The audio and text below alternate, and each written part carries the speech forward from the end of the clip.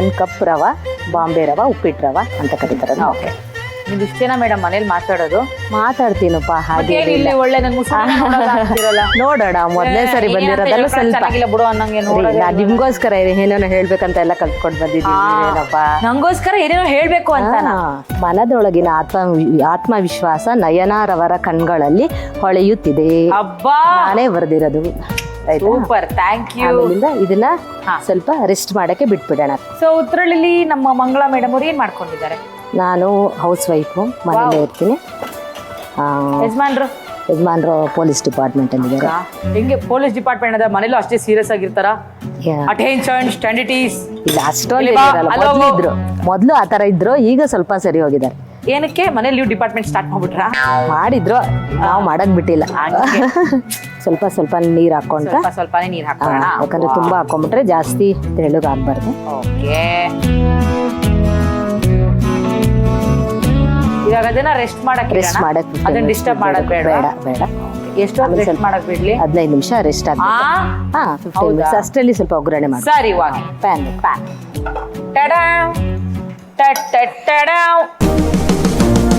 Oil ಇವತ್ತು ನಾವು use ಮಾಡ್ತಾ ಇದೀವಿ ಫ್ರೀಡಮ್ ರಿಫೈನ್ ಸನ್ಫ್ಲವರ್ ಆಯಿಲ್. ಸಾಕ? 2 ಸ್ಪೂನ್ ಆಗೋಷ್ಟು ಕಡಲೆಬೇಳೆ ಹಾಕ್ತಾ ಇದೀನಿ. 2 ಸ್ಪೂನ್ ಆಗೋಷ್ಟು ಕಡಲೆಬೇಳೆ. ಮಹದೇವ ಯಾವ ಸ್ಟೇಷನ್ ಕೆಲಸ ಮಾಡೋದಮ್ಮ ಅವರು? ಅವರು ಪರಪನಗರ ಡೈರೆಕ್ಟ್ ಜೈಲ್ಗೆ ಕಳಿಸ್ಬಿಟ್ಟ. ಇನ್ನೊಂದು ಲೈನ್ ಹೇಳ್ತೀನಿ ಮ್ಯಾಮ್ ನಿಮ್ಮ ಬಗ್ಗೆ. ನನ್ನ ಬಗ್ಗೆ ಇನ್ನೊಂದು ಲೈನ್ ಹೇಳಿ. ತನ್ನ ಪ್ರತಿಭೆಯನ್ನು ಸರಿಯಾದ ದಿಕ್ಕಿನಲ್ಲಿ ಕೊಂಡೊಯ್ದು ಆ ಮೂಲಕ ತನ್ನ ಬದುಕಿನಲ್ಲಿ ನಗೆಯನ್ನು ತುಂಬಿಕೊಂಡು ಸಂಭ್ರಮಿಸುತ್ತಿರುವ ನಯನನವರು ನಡೆಸಿಕೊಡುತ್ತಿರುವ ಈ ಕಾರ್ಯಕ್ರಮ ಎಲ್ಲರ ಮನದೊಳಗೆ ಹಚ್ಚ ಹಸಿರಾಗಿ ಉಳಿಯಲಿ.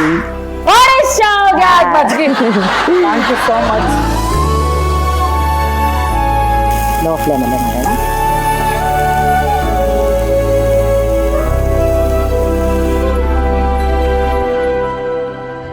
ಕರ್ಬೇವಿನ ಸೊಪ್ಪು ಎಷ್ಟು ಹಾಕೋದು? 1-2 ಸ್ಪೂನ್. ಈಗ ನಾವ್ ಏನ್ ಮಾಡ್ತಾ ಇದೀವಿ ಇವಾಗ ಇದನ್ನ? ಇದು ಅದ್ರಿಗೆ ಹಾಕಿ ಮಿಕ್ಸ್ ಮಾಡ್ಕೊಳ್ಳೋದಕ್ಕೆ. ಓಕೆ, ಸೊ ಇದಕ್ಕೆ ಚಟ್ನಿ ಗಿಟ್ನಿ ಏನು ಬೇಡ? ಚಟ್ನಿ ಗಿಟ್ನಿ ಏನು ಬೇಡ, ಎಲ್ಲ ಇದ್ರಲ್ಲೇ. ಜೀರಿಗೆ 1 ಸ್ಪೂನ್ ಆಗೋಷ್ಟು ಹಾಕೋಣ. ಇವತ್ತು ನಾವು ನಮ್ಮ ರಾಗಿ ಬನ್ ಪಡ್ಡುಗೆ ಬಳಸ್ತಾ ಇದೀವಿ SSP ಹಿಂಗು, ರುಚಿ ಬ್ಲಾಸ್ಟ್, ಪರಿಮಳ ಕ್ಲಾಸ್. 1/4 ಸ್ಪೂನ್ ಅಷ್ಟು ಹಾಕ್ತಾ ಇದ್ದೀನಿ ಹಿಂಗು. ಉಪ್ಪು 1/2 ಸ್ಪೂನ್ ಅಷ್ಟು ಹಾಕೋತಾ ಇದ್ದೀನಿ. ಆಫ್ ಮಾಡ್ತೀನಿ. ಇದು ರೆಡಿ ಆಗಿದೆ. ಈಗ ನಾವು ರೆಸ್ಟ್ ಮಾಡಕ್ಕೆ ಇಟ್ಟಿದ್ದೀವಲ್ಲ, ಅದಕ್ಕೆ ಇದನ್ನ ಮಿಕ್ಸ್ ಮಾಡ್ಕೊಳ್ಳೋ. ಈಗ ಸ್ವಲ್ಪ ಇದಕ್ಕೆ 2 ಸ್ಪೂನ್ ಅಕ್ಕಿ ಹಿಟ್ಟು ಸೇರಿಸ್ಬೇಕು. ನೋಡ್ಕೊಂಡು ಕನ್ಸಿಸ್ಟೆನ್ಸಿ ಬೇಡ, ನೀರೇನು ಸೇರಿಸ್ಬಾರ್ದು. ಏನೋ ಗಟ್ಟಿಯಾಗಿ ಬೇಕಂದ್ರೆ ಇನ್ನೊಂದು 2 ಸ್ಪೂನ್ ಅಕ್ಕಿ ಹಿಟ್ಟು ಸೇರಿಸ್ಕೋಬೇಕು. ಸ್ವಲ್ಪ ಉಪ್ಪು ಆಗಲೇ ಸೇರಿಸ್ಕೊಂಡಿದ್ದೀವಿ, ಹಂಗಾಗಿ ಸ್ವಲ್ಪ ನೋಡಿಕೊಂಡು ಕಡಿಮೆ. ಇದಕ್ಕೆ ಸ್ವಲ್ಪ ಒಂದು ಚಿಕ್ಕದು ಒಗ್ಗರಣೆ ಕಪ್ ಥರ ಕೊಡಿ. ಒಗ್ಗರಣೆ ಏನು ಹಾಕ್ಲಿ? 1 ಸ್ಪೂನ್ ಆಯಿಲ್ ಹಾಕಿ. ನಾವು ಇವತ್ತು ನಮ್ಮ ರಾಗಿ ಬನ್ ಪಡ್ಡುಗೆ ಯೂಸ್ ಮಾಡ್ತಾ ಇದೀವಿ freedom refine sunflower oil. 1-2 spoon ಹಾಕಬೇಕು. ಹಾಕ್ಬಿಟ್ಟು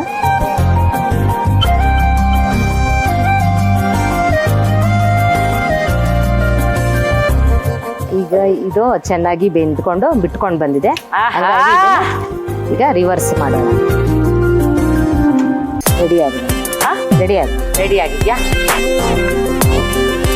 ನಾವು ಟೇಸ್ಟ್ ಹೊಡೆದೇ ಬಿಡೋಣವೇ?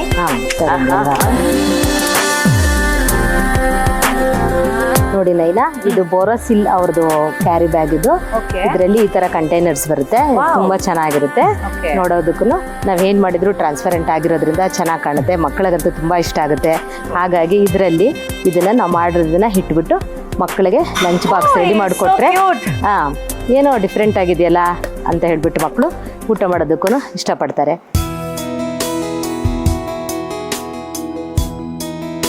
ಸೊ ತಿಂಡಿಗೆ ರೆಡಿ ಮಾಡಿ ಮಕ್ಕಳು ಕೊಟ್ಟರೆ ತುಂಬಾ ಖುಷಿ ಪಟ್ಟು ತಗೊಂಡೋಗ್ತಾರೆ.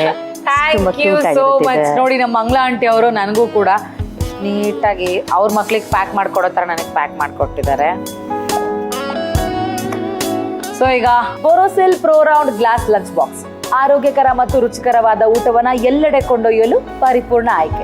3 ರೌಂಡ್ ಗ್ಲಾಸ್ ಲಂಚ್ ಬಾಕ್ಸ್ ಅನ್ನ ಒಳಗೊಂಡಿರುವಂತಹ ಈ ಸೆಟ್ ದಿನನಿತ್ಯದ ಆಫೀಸ್, ಕಾಲೇಜ್ ಅಥವಾ ಪ್ರಯಾಣದ ಬಳಕೆಗೆ ಅತ್ಯುತ್ತಮ ಸಂಗಾತಿ ಅಂತ ಹೇಳ್ಬೋದು. 100% ಬೋರೋಸಿಲಿಕೇಟ್ ಗ್ಲಾಸ್ ನಿಂದ ತಯಾರಾಗಿದ್ದು 350 ಡಿಗ್ರಿ ತಾಪಮಾನವನ್ನ ಸುಲಭವಾಗಿ ತಡ್ಕೊಳ್ಳುತ್ತೆ. 3 ರೌಂಡ್ ಗ್ಲಾಸ್ ಲಂಚ್ ಬಾಕ್ಸಸ್ ಒಂದು ಕ್ಯಾರಿ ಬ್ಯಾಗ್ ಜೊತೆಗೆ ಬರ್ತಾ ಇದೆ. ಏರ್ ಸೀಲ್ ಹೊಂದಿದ್ದು ಆಹಾರದ ತಾಜಾತನವನ್ನ ಕಾಪಾಡುತ್ತೆ. ಜೊತೆಗೆ ಹೊರಗಿನ ವಾಸನೆಯನ್ನ ಒಳಗೆ ಬರದಂತೆ ತಡೆಯುತ್ತೆ. 100% ಲೀಕ್ ಪ್ರೂಫ್ ವಿನ್ಯಾಸದಿಂದ ಯಾವುದೇ ಸೋರಿಕೆಯ ಚಿಂತೆ ಇಲ್ಲ. ಮೈಕ್ರೋವೇವ್, ಓವೆನ್, ಫ್ರಿಡ್ಜ್, ಫ್ರೀಸರ್ ಮತ್ತು ಡಿಶ್ ವಾಷರ್ ನಲ್ಲಿ ತುಂಬಾ ಸುರಕ್ಷಿತವಾಗಿ ಬಳಸಬಹುದು. ಸಾಮಾನ್ಯ ಪ್ಲಾಸ್ಟಿಕ್ ಅಥವಾ ಆರ್ಡಿನರಿ ಗ್ಲಾಸ್ ನಂತೆ ಆಹಾರಕ್ಕೆ ಯಾವುದೇ ರಾಸಾಯನಿಕ ಅಂಶವನ್ನ ಬಿಟ್ಕೊಡೋದಿಲ್ಲ. ಸಾಮಾನ್ಯ ಗಾಜಿಗಿಂತ ಹೆಚ್ಚು ಗಟ್ಟಿತನ ಮತ್ತೆ ಹೆಚ್ಚು ಬಾಳಿಕೆ ಬರುತ್ತೆ. ಸ್ಕ್ರಾಚ್ ರೆಸಿಸ್ಟೆಂಟ್ ಆಗಿದ್ದು ದೀರ್ಘಕಾಲ ಹೊಸದಿನಂತೆ ಕಾಣುತ್ತೆ. ನಾನ್ ಪೋರಸ್ ಗ್ಲಾಸ್ ಆಗಿರೋದ್ರಿಂದ ಕಲೆಗಳು ಅಥವಾ ವಾಸನೆ ಇರೋದಿಲ್ಲ.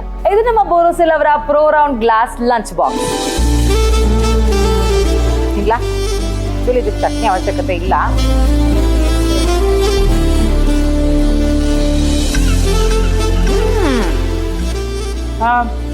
ಕಡಲೆಕಾಳು ಸಿಗ್ತಾ ಇದೆ. ಆಕ್ಚುಲಿ ನಾವು ಇದನ್ನ ಫ್ರೀಡಮ್ ರಿಫೈನ್ಡ್ ಸನ್ಫ್ಲವರ್ ಆಯಿಲ್ ಹಾಕಿರೋದ್ರಿಂದ ಆ ಟೇಸ್ಟ್ ಇನ್ನೂ ಜಾಸ್ತಿ ಎನ್ಹಾನ್ಸ್ ಮಾಡ್ಬಿಟ್ಟಿದೆ. ಸಕ್ಕತ್ತಾಗಿದೆ. ಆಮೇಲೆ ನೋಡಿ, ಜಾಸ್ತಿ ಆಯಿಲ್ ಅಂತ ಅನ್ಸೋದೇ ಇಲ್ಲ. ನನ್ನ ಕಡೆಯಿಂದ ಇವತ್ತು ನಮ್ಮ ಮಂಗಳ ಮೇಡಮ್ ಅವರ ಈ ರಾಗಿ ಬನ್ ಪಡುಗೆ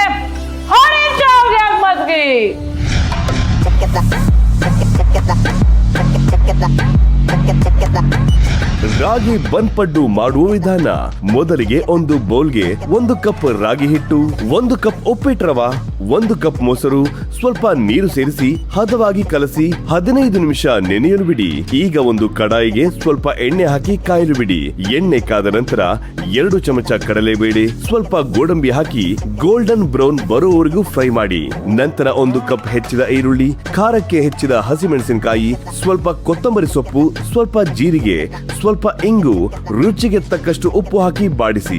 ನಂತರ ಸಿದ್ಧಪಡಿಸಿದ ಒಗ್ಗರಣೆಯನ್ನು ನೆನೆಸಿದ ರಾಗಿ ಹಿಟ್ಟಿನ ಮಿಶ್ರಣಕ್ಕೆ ಸೇರಿಸಿ 2 ಚಮಚ ಅಕ್ಕಿ ಹಿಟ್ಟು, ಸ್ವಲ್ಪ ಉಪ್ಪು ಸೇರಿಸಿ ಕಲಸಿ.